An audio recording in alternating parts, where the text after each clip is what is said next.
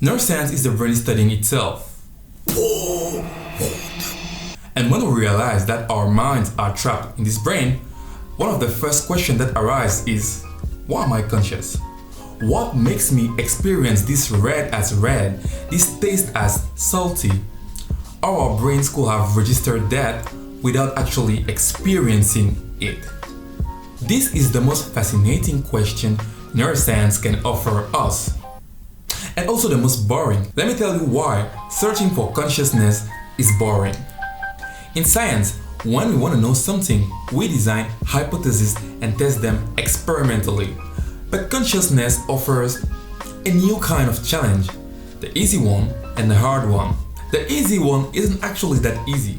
Let's say you have an apple and it's green. There's a part in your visual cortex that will recognize the colors green and the apple. If you listen to some kind of music, maybe there's a part in your brain that will recognize the riff and attribute it to, Smell Like Teen Spirit.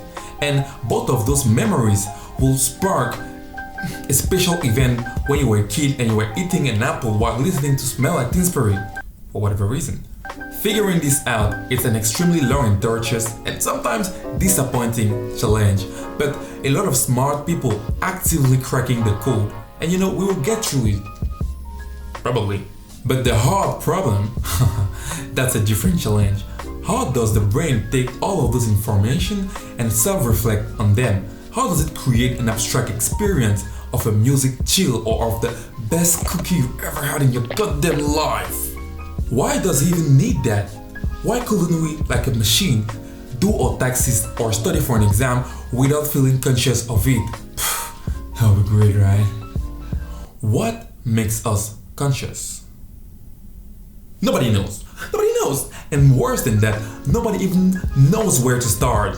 To give you an example, let's talk about the zombie experiment. Figure out that you're at a party with normal people, then the head of state calls and tells you there's a zombie out there and you're gonna find it. The bastard looks and acts like us to the very fine detail, but don't get fooled. It can reflect on its own thinking. Why am I yelling? It doesn't feel any subjective experience. It's not conscious. So, how could you find him? Well, there's zero chance you will. Think about it. It cries when it watches Titanic or A Fault in Our Stars. It gets angry when children get molested. And it gives absolutely zero fucks when vegans say we should stop eating meat. Like every single one of us. So if you can find it, how do you know everyone in the party isn't a zombie? You don't. And that's the hard problem of consciousness. Because subjective experience doesn't have objective representation. Maybe the zombie's brain acts slightly different than ours, but we still don't know in which way. We can only be sure of our own existence. And I'm not the only one disappointed here. Take for example Francis Crick. If you remember, it's the guy who discovered the double structure of the helix. And he did it in 2 years. But he would spend his whole life stumbling on consciousness. He was very interested in a foreign part of the brain called the claustrum because it was connected to almost all of the brain region, a perfect candidate for integrating all of the sensation you are feeling. Like when your dad shouts and your palms are sweaty, knees weak, arms are heavy, the stormy and the sweet already. I'm sorry. He was so obsessed with his study that even the day of his death, he was still correcting one of his articles. So, how does it go? Well, subsequent study like Good et al. In 2015 showed that the role of this brain center is more likely to direct attention to a specific object so that we don't lose track of it. That's a lifetime of work for what? Disappointment? Yes, that's more than often the end of the tunnel when studying the brain. Some philosophers think that brain is immaterial and therefore immeasurable.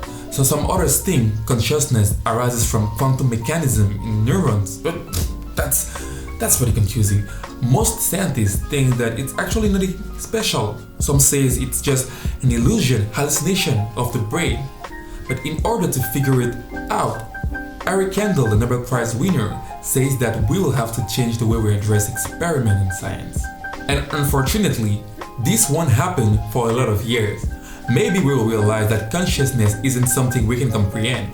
Maybe we'll crack the code, but surely we will at least have better answers on what consciousness is. Because when smart minds sit together and work for a very long time, there are no mystery that can be unraveled. Because as always, nothing is smarter than augury matter. And I'll see you guys next time. So friends, thanks a lot for checking the video. That means so much to me. I just want you, if you like the video, of course, please subscribe to the channel, help us grow. And I'd like to say a special thanks for a friend of mine, Amy, who really pushed me to start back this channel. If you're listening to that, thanks. You're the best. I love you. Ciao.